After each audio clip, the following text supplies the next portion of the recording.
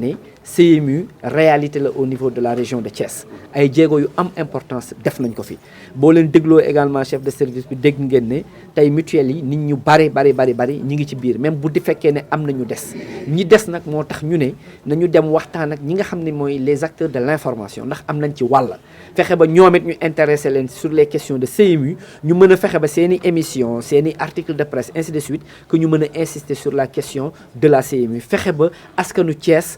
intéressé wu ci CMU fexe ba askanu Thiès dem ci mutuelle de santé yi ndax xam nañ ni feebar faju au Sénégal dafa cher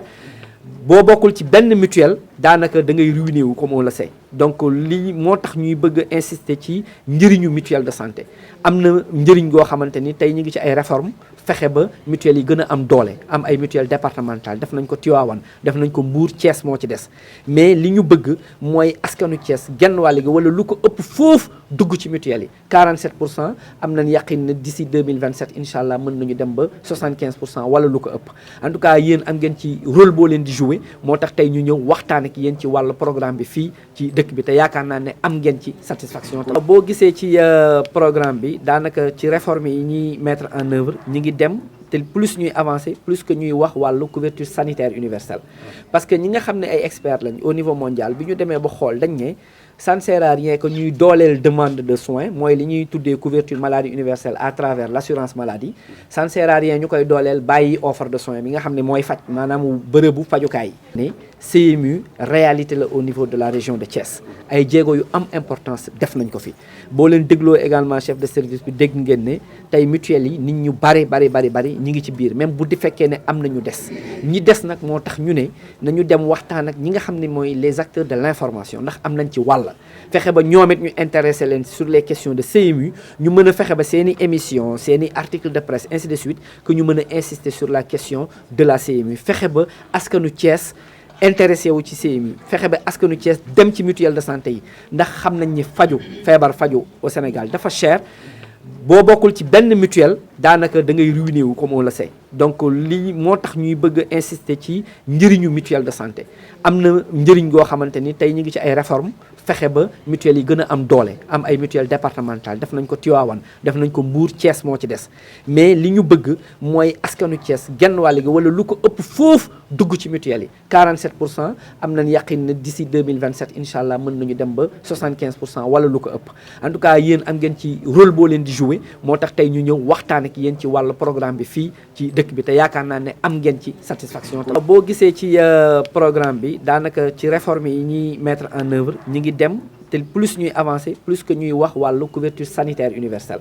parce que ñi nga xam ne ay experts lañ au niveau mondial bi ñu demee ba xool dañ ne ça ne sert à rien que ñuy dooleel demande de soins mooy li ñuy tuddee couverture maladie universelle à travers l'assurance maladie ça ne sert à rien ñu koy dooleel bàyyi offre de soins bi nga xam ne mooy faj maanaam bërëbu fajukaay yi.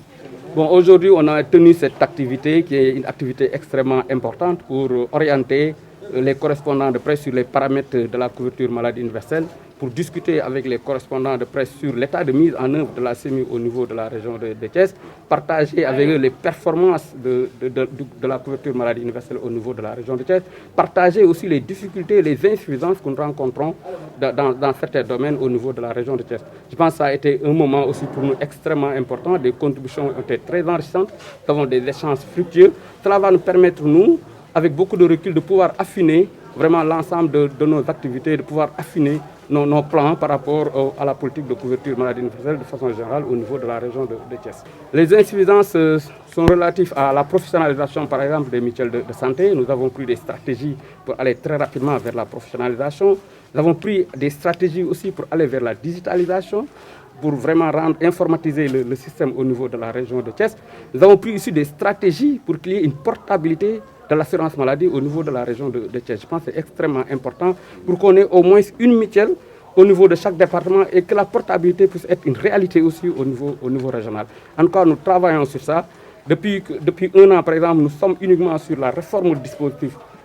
organisationnel, les engagements et les réformes qui sont entreprises par l'État du Sénégal pour permettre une bonne couverture des populations au niveau de ces mutuelles de santé. Au niveau de la région de Thiès,